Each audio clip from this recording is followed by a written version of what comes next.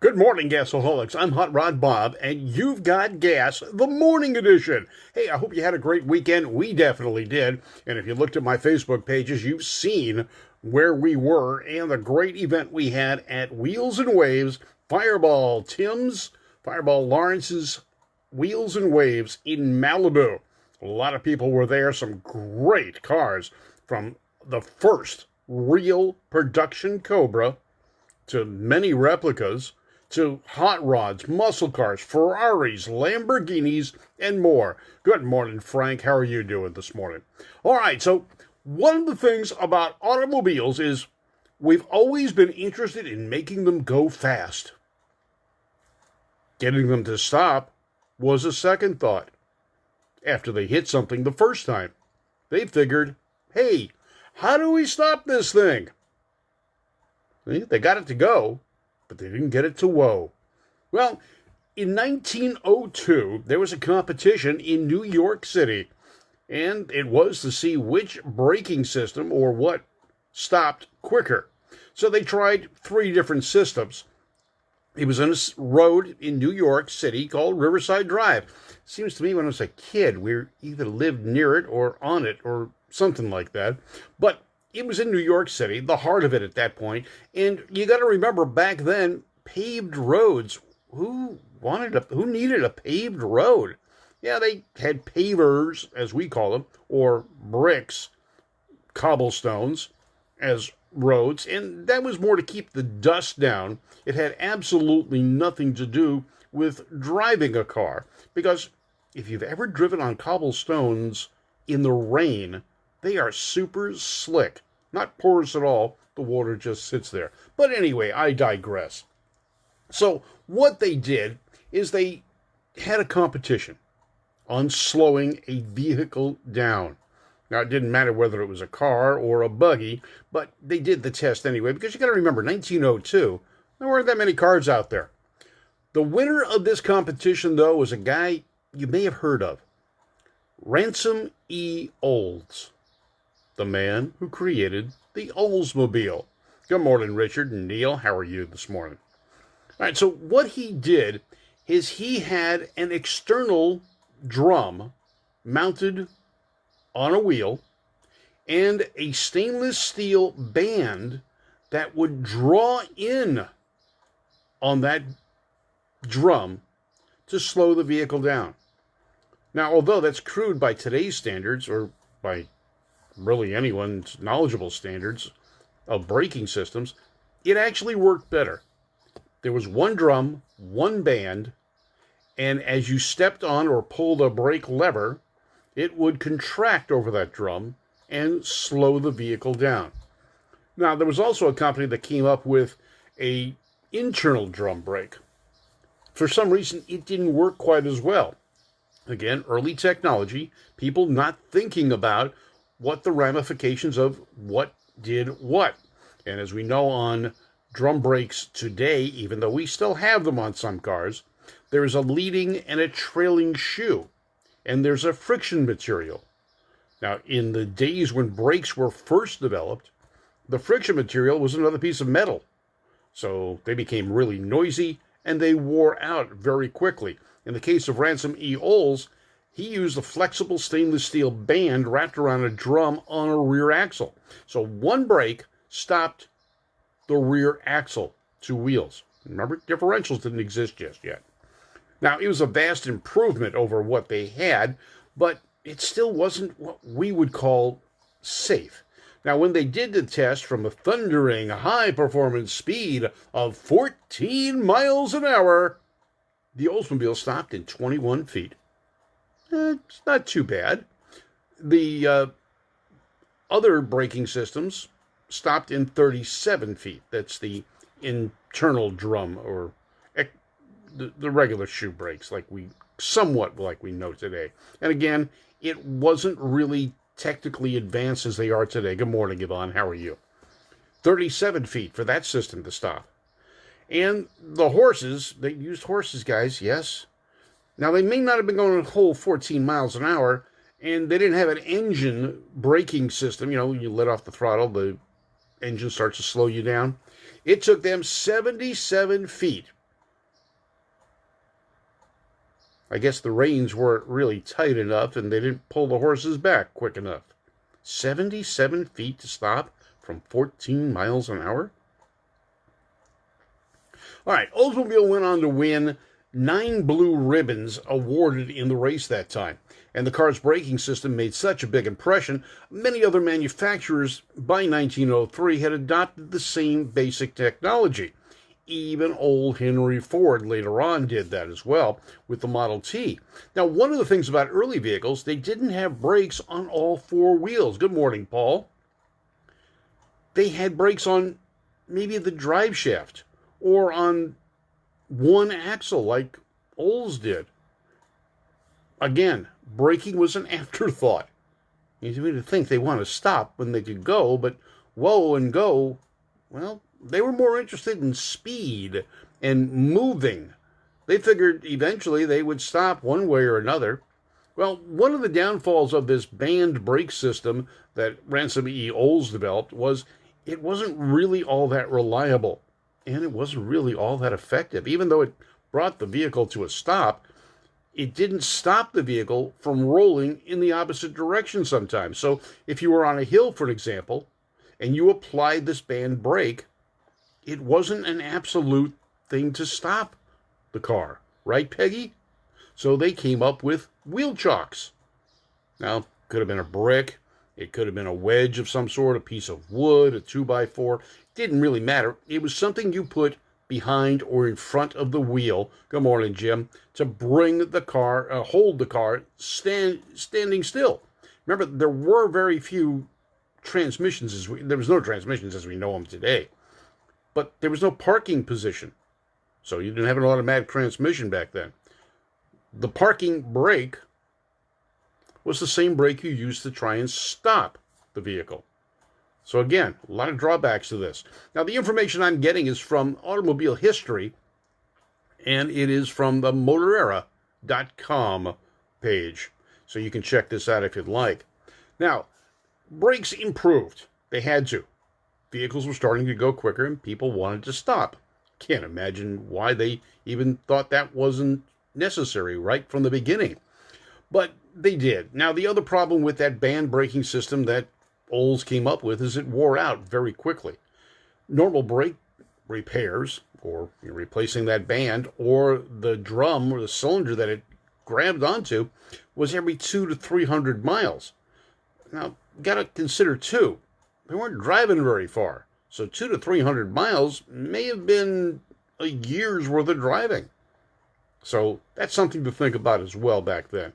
Now, part of the problems with this system, and even the internal brake systems that some people came up with, is the pressure, holding the pressure against the drum, or whether it's the external drum or the internal drum. They didn't have hydraulic systems. They didn't have systems like we're used to today. Now, even your parking brake system in most cars today is still cable or rod actuated. It's not hydraulic. Now, some cars do have hydraulics. My wife's car, for example, has a hydraulic system, a parking brake. And what it does is it applies the hydraulics to the brakes when you press an electric button. So it applies the pressure, it holds the pressure on all 4 wheels. That is something relatively new. Even today, most parking brake systems are only on 2 wheels, and usually the rear wheels. And at one point in time, it was even called an emergency brake, because if your regular braking system failed, you'd pull the emergency brake. Well, that's not really all that effective. It does help. So they stopped calling them emergency brakes and called them parking brakes. Why? Talk to an attorney. They'll tell you why. Because people depended on it as an emergency brake. It really wasn't an emergency brake. It would activate the brakes, and you could use it in an emergency. But if you didn't keep it adjusted, it was almost useless, and there was a separate adjustment for that braking system. Now, the drum brake, as we know it today, became all dominant in the United States. Europe, on the other hand, started using disc brakes in the 1950s. The strange thing about that is disc brakes were invented here in the United States in 1898. Yeah, disc brakes are not a new thing. They came out with this disc, or spot brake as they originally called them, and it was designed for a vehicle that was electric.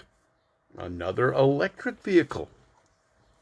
It was a front wheel disc brake, and it was designed by Elmer Ambrose Sperry of Cleveland, who designed an electric car, and it had the front wheel disc brake. Now, it was a large disc integrated with the hub of the wheel, and it used electromagnets. Again, electric car, let's do things electronically. So he used electromagnets. Now, it was to press smaller discs. They call them discs. We call them pads today. With a friction material against the spot's rotating disc. Now, it brings the wheel to a stop, and the springs retracted the spots. They called them spot brakes originally, when the current was interrupted. Now, the problem with the original braking systems like this was the friction material was metal. It was noisy, and it wore out very quickly. Whether it wore out the disc or it wore out the what we call a pad, they wore out very quickly. In this particular case, they were using copper, a softer material, so it wore before the disc did, but it still wore very quickly. Now, in 1902, in Great Britain, F.W. Lancaster created a non-electric spot braking system that was similar in principle to what we have today. The biggest problem that Lancaster encountered was noise, and he was the guy that was using the copper linings. It caused a lot of noise, intense screeching, as a matter of fact. Now, the problem was solved by 1907, where Herbert Froude, another Englishman, came up with the idea of lining the pads with asbestos. Good idea. Of course, they didn't know the downside to asbestos, and we used asbestos in braking, up until the 1980s, and even later in some cases. I know there were special machines to clean that. Good morning, Eddie Caitlin. How are you doing this morning? And Brett Mandela. All right, so asbestos became the new friction material, and it lasted a lot longer, worked quite well, and was silent for the most part. Now they get about 10,000 miles on brake repairs at that point in time because of worn asbestos. Now, as roads improved and cars began to go faster, manufacturers recognized the need for even better braking. Imagine that. But you know who came up with the best braking system in those early days? Well, it was the guys at Duesenberg. Yeah. Duesenberg was able to stop a vehicle at 80 miles per hour to a virtual crawl in hairpin turns during races. So again, racing helped develop things we use on the street for our cars. Seatbelts, rearview mirrors, brakes, basic stuff like that.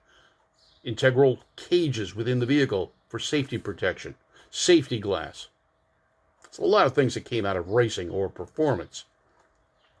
Now, Duesenberg's secret for such advanced braking at the time was an internal shoe brake on each front wheel and each rear wheel. 4-wheel brakes. Now think about that for a second. That was not the norm.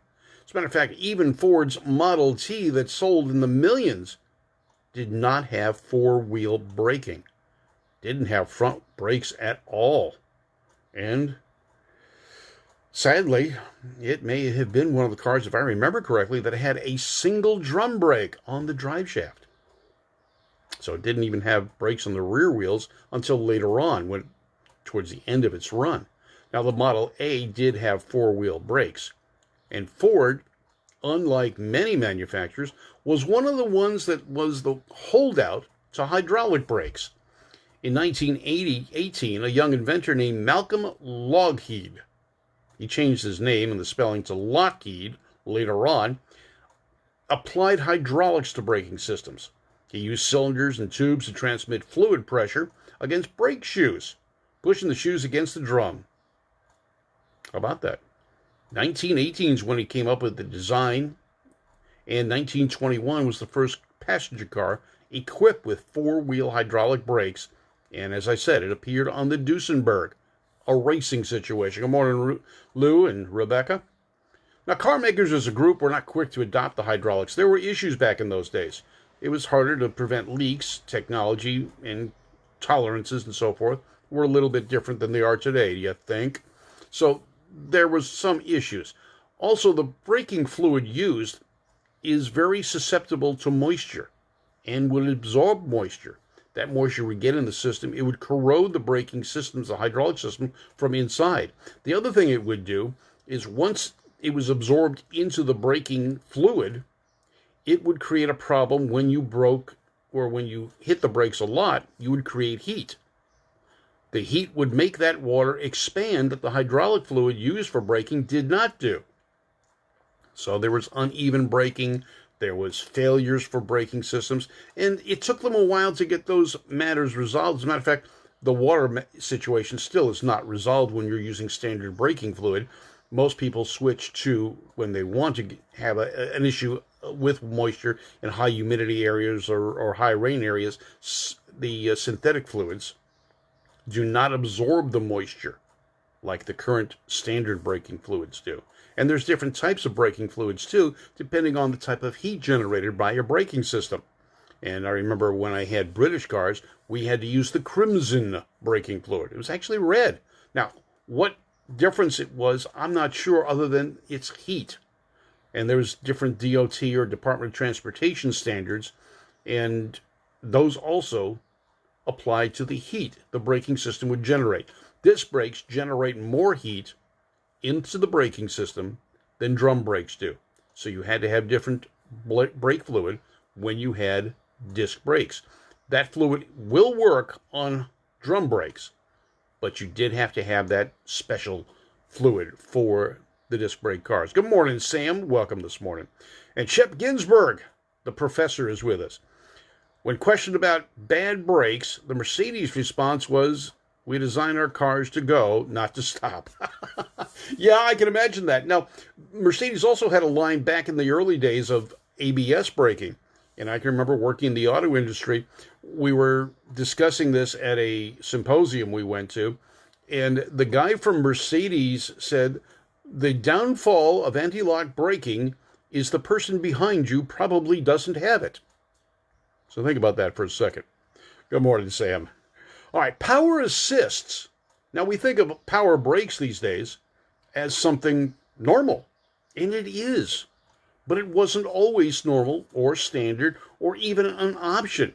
And power disc brakes or power brakes originated actually back in 1903. So in the early years of car braking systems, there were people that actually understood. You don't have to always go if you can't whoa, but you got to whoa if you go. So they came out with a system, and it was an air brake. Now, they also used a vacuum-operated power booster, similar in design to what we use today. The first cars to use it on a regular basis, though, were Pierce Arrow. So Duesenberg, Pierce Arrow, high-line vehicles, expensive vehicles, saw the need for these things and started using them. As more people started using them, the cost came down, and they became standard or optional in many cars. I can remember cars did not have power brakes, but it was an option. And it was a simple vacuum-operated booster that went between the master cylinder and your pedal operation. Now, what it did is it just reduced the amount of pressure you had to put on the pedal to get the same braking force. It does not really affect how the brakes at the individual wheels operate. It's just the braking force, and the vacuum-operated power boosters did that. Now, they have other types of systems. For cars that have high lift cams, for example, they don't create much vacuum, so there's what's called a hydrovac, and there's a hydraulic over vacuum system. Diesel trucks, for example, do not create vacuum like a gasoline engine, so they have to have this system as well. Now, one of the things about the hydraulic system is 10 years after the Duesenberg, in 1931, only Chrysler products, the Chrysler, Dodge, DeSoto, Plymouth, they were the big three at the time too, had hydraulic brakes. Now, other cars that did were Auburn, Franklin, Rio, and the Graham. Chevrolet, Ford, Oldsmobile, Pontiac, Cadillac. They didn't have it. Chrysler was more advanced. Of the big three, Chrysler probably made the biggest advancements earlier on in history, whether it was braking, suspension, chassis design. Chrysler was always at the forefront. The others were chasing them. However, Chrysler being the smaller company, the other companies were more well known for those things, and in some cases people shied away from advancements in technology because there were quirks to them. Now, the first car to have self-adjusting brakes was 1925, and it was a Cole. Now, we think nothing of self-adjusting brakes today, but I can still remember as a kid, self-adjusting brakes were not even standard on cars in the 60s, 70s. And you, as regular maintenance, would manually adjust your brakes. Now, most of them had a little star, and it was basically a wheel with notches in it. And you would crank that, and they would expand the brakes out to take up that wear in the shoes. Disc brakes did not have an adjustment, at least on the front. Now, some of the disc brake cars early on in the rear had an adjustment because they were also still used for the parking brake. So drum brakes required adjustments. Now, star wheels, like I said, was probably the more common in the 50s and 60s and later. But on my wife's 46 Ford, there are two eccentric cams that you adjust. Or is that on my Plymouth? I don't remember because I took those brakes off and put real brakes on. But there's an adjustment cam, and you'd have an adjustment for the front shoe and the rear shoe. And what you would do is you put a wrench on that adjustment bolt and turn the wheel. When you felt the drag, and the drag was sufficient to slow the tire down, the wheel down, that was where it was set. Now, Shep's back in with Chrysler had the Chrysler Institute. Yes, and this was a premier school for auto engineers. You're right. And they also started the competition for high school students to get technicians and engineers the best information and teach them how to troubleshoot vehicles. So yes, Chrysler did take a proactive role in developing these things and making it known for other people. GM did not. Technical training was something that was part of the manufacturer's programs, but not as well developed as Chrysler's, nor were they as available as Chrysler made them. So again, Chrysler was ahead of the game in a lot of things. That could have been why they were not necessarily as profitable as some of the other companies, because their first thought was different from the thoughts of the other manufacturers as supporting the technicians, the dealerships, and advancing technology. Another company that was involved in a lot of additional technology were people like Studebaker and others, that the smaller companies trying to make a niche in advanced technologies over the Fords and Chevrolets of the day. But the Fords and Chevrolets, keeping the technology down, kept the prices down as well. All right, now anti-lock skid brakes are pretty much standard on most vehicles today, although they weren't, and they were considered an expensive option on vehicles. And as Shep said, Mercedes. Now, the anti-skid or braking system, as they called it, was developed in 1958. The Road Research Laboratories in Great Britain was the first one to apply this to a Jensen FF sports sedan in 1966. Now, again, the difference in the Cole system versus the current systems was dramatic. Now, there was also a system on the Studebaker in 1946. That was prepared by Wagner Electric Company, and it consisted of adjusting wedges under the influence of a tensioning spring. Those were self-adjusting brakes. That's another situation. I'm sorry, I got myself lost here. So there's a lot of different things that have gone on here. Now, some technical problems caused a shelving of the original ABS system developed by Kelsey Hayes, and it was available in the 1969 Lincoln Continental, another U.S. car, different from the European one. And again, what sometimes happens is one company will develop a system and get it patented. Other companies want to use a similar system or a system, but they don't want to pay the royalties. Al Benedetto, how are you doing today? Albinato, how are you? I'm sorry, mispronounced. You're doing good. One of my Corvette club members has been very sick, COVID, and is recovering. Glad to see you here. Yes, Johnny, it was a great day at Wheels and Waves, and glad to see you. And we'll talk about that in just a little bit. So get ready to start communicating with me here, and we'll talk about that. Computerized braking systems are something of today, and we've got a lot of that. The problem with, and I'll talk about this from personal experience, ABS. A lot of people think ABS will stop you quicker. No, it does not stop you quicker. It allows you to control the vehicle while under heavy braking.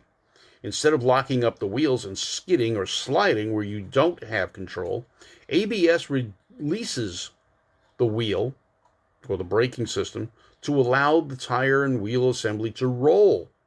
And when it does, you can still steer the car in a heavy braking system or heavy braking situation. And that will slow you down, but allow you to maintain control. The problem with that is it will also elongate your braking under certain conditions. And I'll give you one of those conditions that I personally had to experience. Not fun. I was driving on the freeway and a diesel truck spilled diesel fuel on the freeway. Traffic was slowing down. I was accelerating onto the freeway at the time. I saw traffic slow down. I hit my brakes. Because of the diesel fuel being extremely slick, even though I was only doing 10, 15 miles an hour in rush hour traffic, I hit my brakes. They immediately went into ABS operation. They did not stop the car. The General Motors ABS system did not read vehicle speed. My speed stayed the same. I did not slow down until I found the rear bumper of a truck. I could have steered, but heavy traffic. I couldn't, there was no place for me to go. But ABS, now I'm not saying I would have stopped any better if I did not have ABS. I would have locked up the wheels and probably continued to slide. But with the ABS, it extended the stopping distance. And another thing that was a problem with some ABS systems is going over railroad tracks. You'd hit the brakes going over railroad tracks. The system would sense the wheels skidding as the vehicle bounced. You lose some road contact, and it would activate the ABS system. You wouldn't stop. You just keep on going. I've run into that. I've had it happen. I had it happen on a dirt road where the ABS activated, and it was almost like you were hydroplaning. Now, for those of you who have driven in the rain, heavy rain with drum brakes, you hit your brakes when you've gone through a big puddle. Water got into the drum and stayed there. You could burn it off, you could squeeze it out, but until you did, the water acted as a lubricant on the brake shoes. I was always taught, if you drive in the rain, you're going through a puddle, ride the brakes with one foot. Burn off that excess water, squeeze that water out so that you didn't lose braking at another time, because otherwise the water would stay in the drum. I used that very successfully in my younger days, and it worked quite well. Disc brakes nowadays, a whole different story. Now, people were shy of disc brakes when they first started becoming more popular, and especially on the imports. They were like, oh, disc brakes, oh, black magic. They were actually much simpler to operate, to repair, and to replace. I can do a disc brake repair or change in a matter of minutes versus the drum brakes with the extra springs and the special tools. Disc brakes are a lot easier to work on, a lot less expensive when you look at the amount of pieces and parts you have to use. They charge you more in many cases because they can. But a disc brake system is far simpler. All right, so that's your basic on brakes today. I hope I gave you some information. And yes, Joe, I'm trying to. And I'm trying to give information to people, hopefully with a little humor mixed in there. All right, Johnny Martinez brought up our great yesterday, Sunday, and as I talked about it at the beginning of the show, we're at Wheels and Waves Fireball Lawrence puts it on in Malibu, and it was, man, the place was packed. Every spot was taken. There were 3 different parking lots, and they were full. Whether it was exotics, Maseratis, Lamborghinis, Ferraris, they were there in force. Cobras, real and replica. Corvettes, Lotus, you name it, it was there. Muscle cars, hot rods. The place was full. Good morning, Jack Swanson. Hope you're enjoying the racing that you've been able to get accomplished at Irwindale. Hopefully I'll be back soon too. See you racing out there. But it was a great day. Fireball Tim Roberts put on a great event. And like I said, 3 parking lots full. It was amazing. And that would represent probably close to 200 cars. So Johnny Martinez, my wife, and I all caravaned down. Johnny led the way with his Model A pickup truck. My wife followed in her 46 Ford, and I was right behind in the 48 Plymouth. And we cruised on down the Coast Highway, and it was beautiful. The weather was great. Yes, Jack, I hope to see you there soon at Irwindale Drag Strip, your place to race. All right, folks, I hope you have a great day. It's a Magic Monday. Magic because you're alive. We're conversing with each other. You're watching me on a computer or maybe your phone. It's magic, isn't it? It's life. It's beautiful. It's wonderful. Glad to be part of it. Glad you're part of my life right now as well. You're a gasaholic. You're listening to GAAS, the Great American Auto Scene. Since 1990, I've been doing this, and I love it. I have fun. Hope to see you at a race or a car show soon. We've got a lot of stuff still coming up, a lot of cruise days going on where you can social distance. We wore our masks this weekend at Wheels and Waves. You can see some of the pictures posted on my page, Scott Martin's page, Embro's page. There are hundreds and hundreds of photos out there of all the great cars and the people we saw this weekend. You guys have a great day. I'm Hot Rod Bob. You've got gas. The morning edition. Brought to you by Irwindale Speedway, Irwindale Drag Strip, Moon Eyes, Beach Underwriting Associates, Tucker Tire, and Service Tech. The people that give you all the great stuff to work on your vehicles in your garage, including the equipment, the lifts, jacks, and their new battery pulser. Now, I've got one on my car, and what it does is it checks the battery, it keeps it charged, it also keeps it from failing. It pulses the charge through the system to knock the sulfation off the plates. Makes your battery live longer and work better. I'm Hot Rod Bob. You've got gas, and don't forget Valley Head Service. Valley Head Service in the San Fernando Valley. Decades of work, and if you want the best, you talk to them.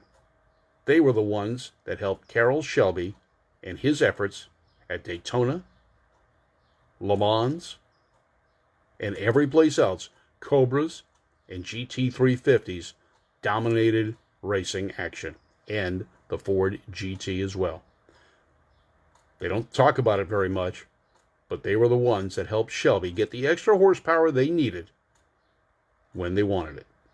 I'm Hot Rod Bob, and you've got gas, the morning edition. Thanks for tuning in, and don't forget, subscribe to our YouTube channel, Two Tired Guys Production. Randy Kerdoon and I talking about cars and GAAS, the Great American Auto Scene. Newer shows are posted on my page, GAAS, the Great American Auto Scene, on YouTube. Your morning editions, if you want to catch up with those, they're there. And check out Talking About Cars. Take care, guys. I'm Hot Rod Bob, and you've got gas. And tell everyone else you're a gasaholic, too. There is no cure. You've got gasoline running through your veins, just like me. Guys, take care. Have a great day. We'll talk to you again tomorrow.